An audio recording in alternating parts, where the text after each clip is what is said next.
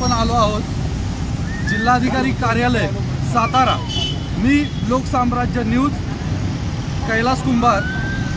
आज कलेक्टर ऑफिसच्या समोर पारधी समाजाचे काही कुटुंबीय आमरण उपोषणासाठी बसलेले आहेत। त्यांच्या प्रतिक्रिया जाणून घेऊ। तुमचं नाव सांगा? सुवर्णा जनार्दन पवार। मी गायरान कसत होती 1984 पाणी काढत होते। गाववाल्याला मारून हाणून हाकलून काढलं आम्हाला। सर लॉकडाऊन पहिल्या लॉकडाऊनपासून आम्हाला मारहाण करून बाहेर रानात काढून शाने आम्हाला रस्त्यावर जगायला लावलं। परत ही पोरं घेऊन शाने मी पोरांना 12वी परत 10वी इंजिनिअरिंग ही पोरं माझी शाळा शिकते ती रस्त्यावर राहून मी शाळा शिकवली। आता पोरगं माझं करडला एचएम कॉलेजमध्ये इंजिनिअरिंग शिकतोय। दुसरं पोरगं हे 10वीला आहे, हे पोरगी 10वीला, शिवानी 12वीला। असे करून माझी पोरं मी शाळा शिकवली रस्त्यावर राहून। पण अजून लॉकडाऊनपासून मी रस्त्यावर दिवस काढले। गाव गुंड आम्हाला मारून टाकायची धमकी दाखवते। गायरानमध्ये परत आली, तू गायरानमध्ये परत आली तर तुझे पोरं बाळ सकट तुला खड्डा खांदून करून टाकणार असे गाववाले दमदाटी देते ती। म्हणून मी रस्त्यावर आज पहिला लॉकडाऊनपासून मी रस्त्यावरच दिवस काढले ती। तर कलेक्टर साहेबानं गाववाले काय म्हणते, तुझ्या काय नावावर जागा आहे का? तू रान कसून खाती, पिकवून खाती, तुझ्या नावावर असेल तर तू करून खा, तुझ्या नावावर नाही ना तर जा निघून। आज मी लॉकडाऊनपासून दिवस रस्त्यावर काढली।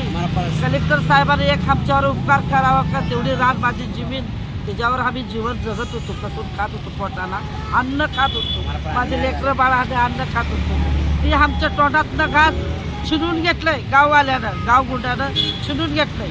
आज माझ्यावर उपकार करावा कलेक्टर साहेबानं, आम्हाला फिरशी ती जागा मिळवून द्यावं, नावावर करून द्यावं, एवढा आमच्यावर उपकार करावा कलेक्टर साहेब। तुम्ही असं म्हटला की माझ्या जीविताचा धोका आहे, कुणापासून धोका आहे? गाववाल्यापासून धोका आहे। अशी कोणाची नावं सांगू शकता का? आहे नाव आहेत, नाव बोल। सदा गोरपडे, अण्णासाहेब निकम, सुनील मनवडकर, राजू नाना निकम। बरं, या लोकांची नावं तुम्ही घेताय, त्यांच्यावरती काही केस केली का? त्यांच्यावर अट्रॉसिटी गुन्हा आहे दादा, त्यांच्यावर झालेला आहे। आमच्यावर तेवढे केस करायची परत नाही केली। तशी गरम शौकला मारून दमदाटी देऊन ही करते। आज मी बाई माणूस कसं मारणार गरीब लोकांना? हाताला कचेराला खांद्याला हात धरून कसं मारू शकणार? तर तशी अशी गुन्हा आमच्यावर दाखल करायला लागले। या बाईनं कर्मचारी आहेत तिच्यावर झटापटी केली। कलेक्टर ऑफिस मधले काही लोक तुम्हाला येऊन भेटले का? भेटले सर। काय सांगितलं? तहसीलदारला गाठ घ्या, मग तुम्ही जावा राहायला।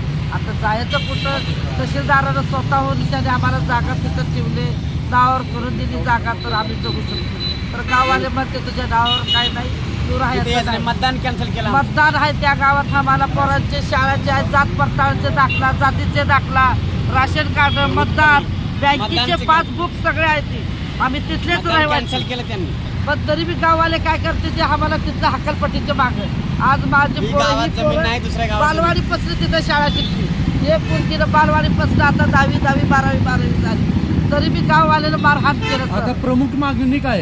मागणी आम्हाला त्या जागेत ठेवावं, तिथं जाऊन ठेवावं, नावावर जागा करून द्यावं, आणि गाववाल्यावर काहीतरी त्यांच्यावर कारवाई करावं।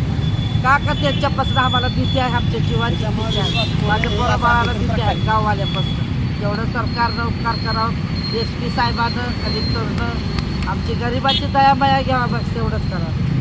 आज आम्ही पहिल्या लॉकडाऊनपासून मी रस्त्यावर राहते, पोराची शाळा शिकवली, पण आज माझे उपकार माझ्यावर करत माझी पोरं बाळा मी घेऊन रस्त्यावर माझी दयामाया घ्यावं, मला फिरशा त्या जागेत ठेवावं। आज आम्ही अन्न करून खातो कसून, फिरशा आम्हाला भेटावं, मिळावं, गायरान जमीन मिळावं, आणि पोटाला आम्ही कसं जगतो। साहेब एवढाच उपकार करावा कलेक्टर साहेबानं आमच्या गरीबांना। आम्ही पारधी आदिवासी जात, आम्हाला ना नोकरी ना चाकरी ना काही नाही, त्या रानाच्या जीवावर आम्ही जगत होतो, त्याच्यात पीक पाणी काढत होतो, त्याच्यात हा ब्रेड, शाळू, कडधान्य पिकवून आम्ही पोटाला खात होतो।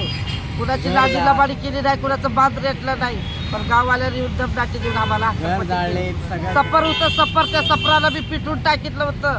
लॉकडाऊन हमारा मध्ये पर भी करे आणि कुणीच माझी माया घेतली नव्हती पहिल्या लॉकडाऊनमध्ये. त्यावेळेस करोनाचा रोग होता, त्यावेळेस कुणाचं कोण बघत नव्हतं.